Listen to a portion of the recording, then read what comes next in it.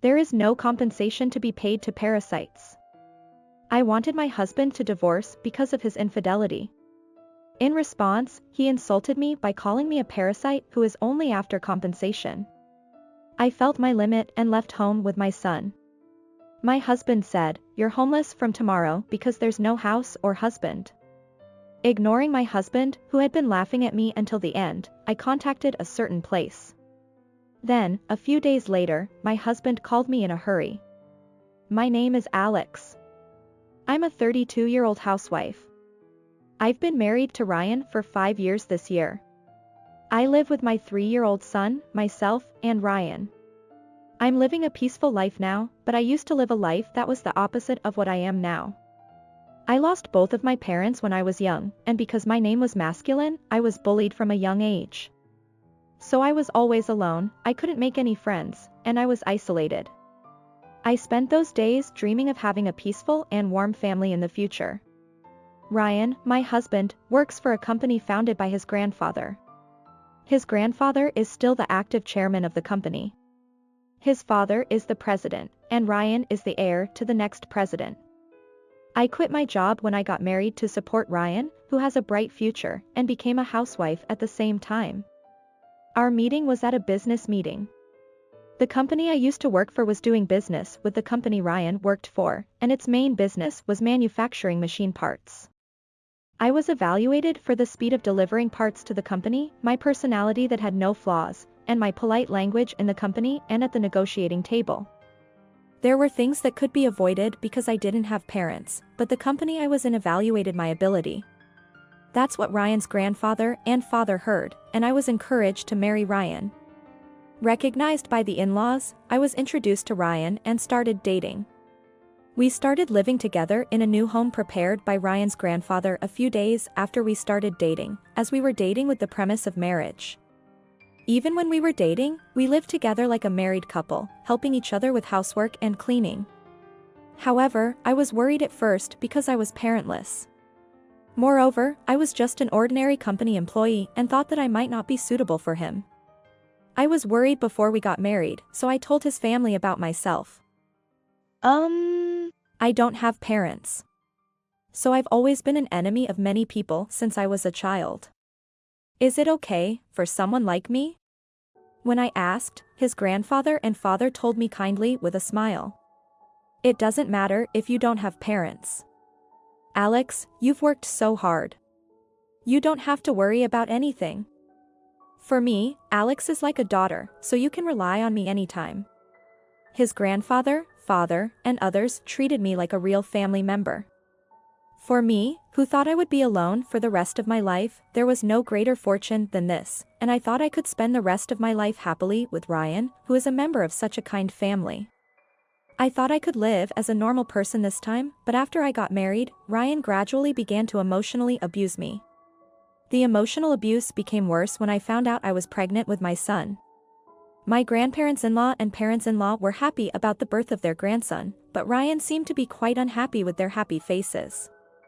Apparently, Ryan was a person who couldn't be satisfied unless he was always number one, partly because he was an only child. When everyone started to take an interest in me, Ryan began to treat me rudely. He talked behind my back so that his in-laws wouldn't find out, ignored me, and sometimes said things like, "Why do I have to take care of you just because you're pregnant?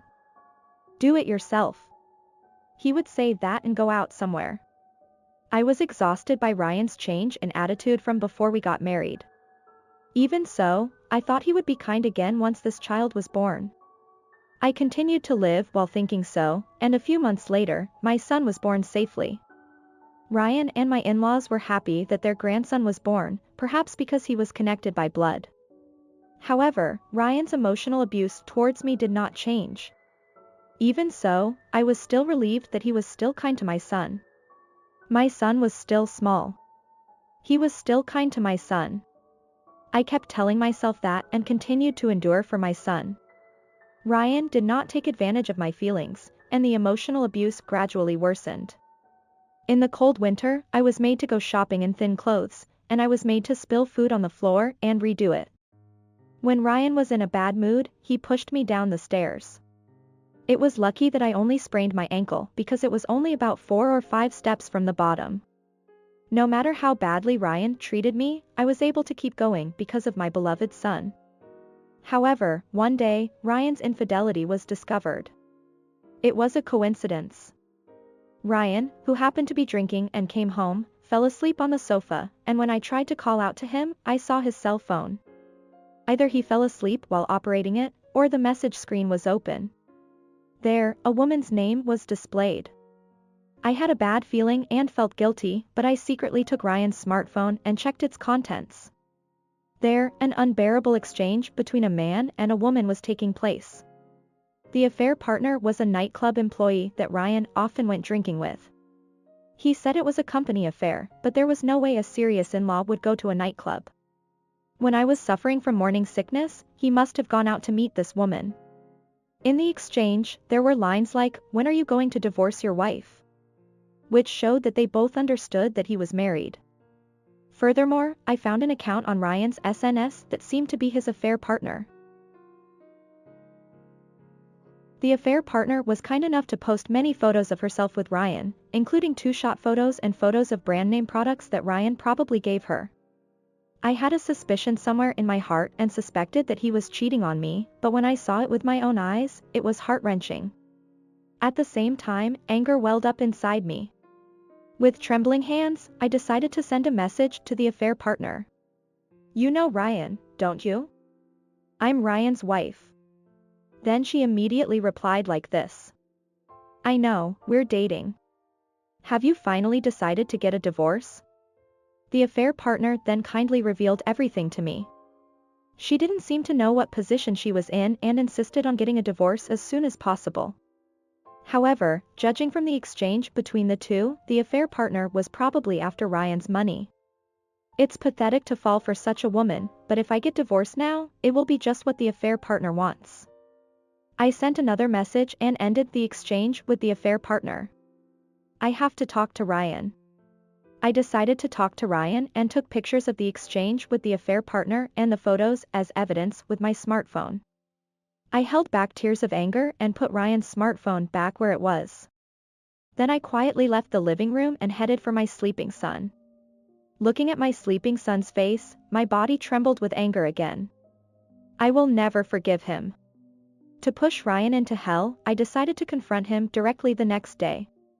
"I have something important to tell you today." The next day, when Ryan came home from work, I confronted him about his affair. I showed him the evidence and the exchange between me and the affair partner. Then Ryan said to me nonchalantly, "I'm cheating?" "Oh, I've been doing it for a long time, but what does that matter?" Ryan easily admitted that he was cheating, as if it were a matter of course. "You're already over 30, aren't you? A girlfriend younger than a middle-aged woman is much better, isn't it?" According to Ryan, women over 30 look like middle-aged women and are not seen as romantic partners. If he had reflected on it, we might have been able to start over, but I was embarrassed that I had challenged him with even a little hope. Such words did not seem to come out of Ryan's mouth, and I squeezed my hands on my knees. Unbelievable. I didn't think he was such a terrible man. I've been lenient with him until now, but I can't take it anymore. Let's get a divorce.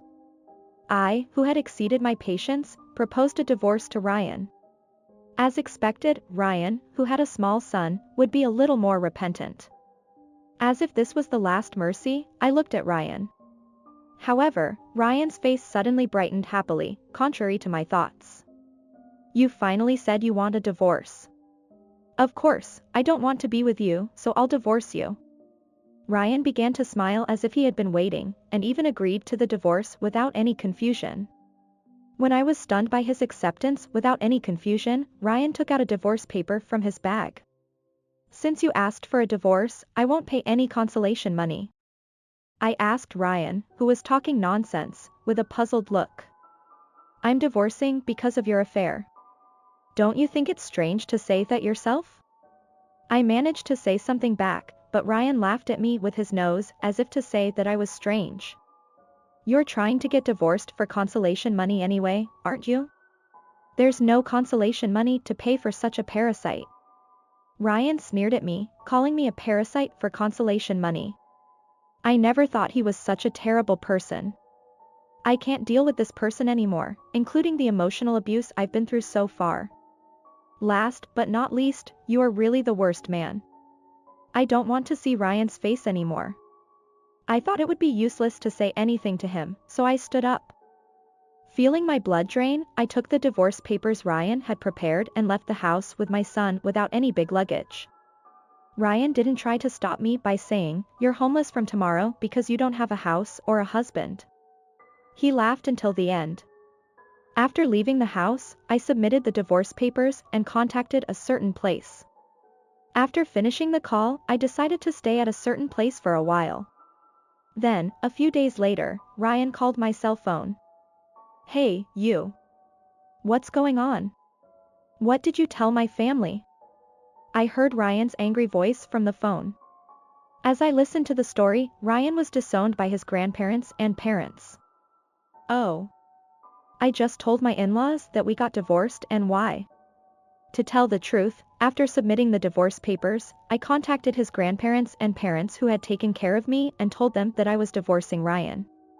I explained in detail as politely as possible and told them that I had a voice recorder that I had secretly recorded when I handed down the divorce and that I had it. Then, his grandparents and parents, who heard the reason, were furious. "Alex, come to our house with your child right now. You don't even have a place to stay, do you?" I took advantage of the kind words of his grandfather and decided to stay at his family's house for a while with my son. I cried in front of them. While staying at his family's house, I showed them the voice recorder and photos of the exchange with the affair partner to make sure that Ryan couldn't escape from it. My in-laws had been making a demon-like expression since I came, and they declared that they would thoroughly crush and disinherit Ryan. Ryan, who didn't know anything about it, was making a fuss, saying, "Why do you believe in other people like you more than me, who are connected by blood?" However, the reason was simple.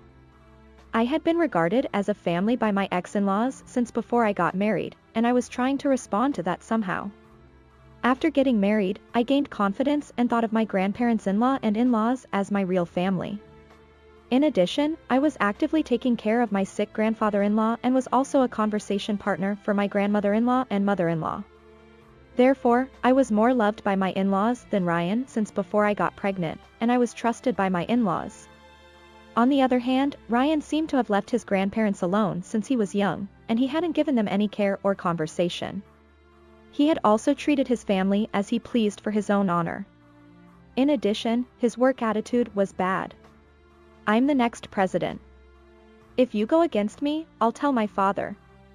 He looked down on his subordinates. My fake grandfather and father seemed to think that Ryan was not the material for the next president, and that's where the affair and emotional abuse were revealed. "I'll forgive you for telling me to divorce, so persuade my family somehow. You're the one who caused this." Even after this, Ryan continued to take an intimidating attitude. But Ryan is already an ex-husband. The relationship has long been cut off. I've submitted the divorce papers, so you and I are strangers. Of course, I'll claim compensation for cheating and child support, so be prepared. He seemed to be in a hurry, and this time he said in a tearful voice, "I was wrong, so please convince my family. Otherwise, I won't be able to become the president." Is he prioritizing his own honor even at a time like this? Maybe both my son and I don't matter anymore. I couldn't accept Ryan's apology honestly, and I was really fed up with it. Ignoring Ryan's shallow words, I hung up the phone. After that, he called me several times, but my feelings didn't change at all no matter what he said. I refused Ryan's calls and put my phone in my pocket and went straight to the law firm.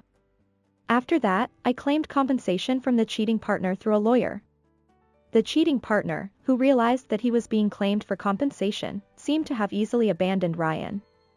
Ryan, who lost his cheating partner, repeatedly requested reconciliation with me. At that time, I was still staying at my in-laws' house and living peacefully with them. However, despite being disowned by his own parents, Ryan sometimes came to our house until late at night. Even I got annoyed, and I sent him away saying, "I won't reconcile with you no matter what you say now." If you get involved any further, I'll take legal action. Thank you for watching. How was today's story? Please subscribe to my channel. Let's meet again in the next story.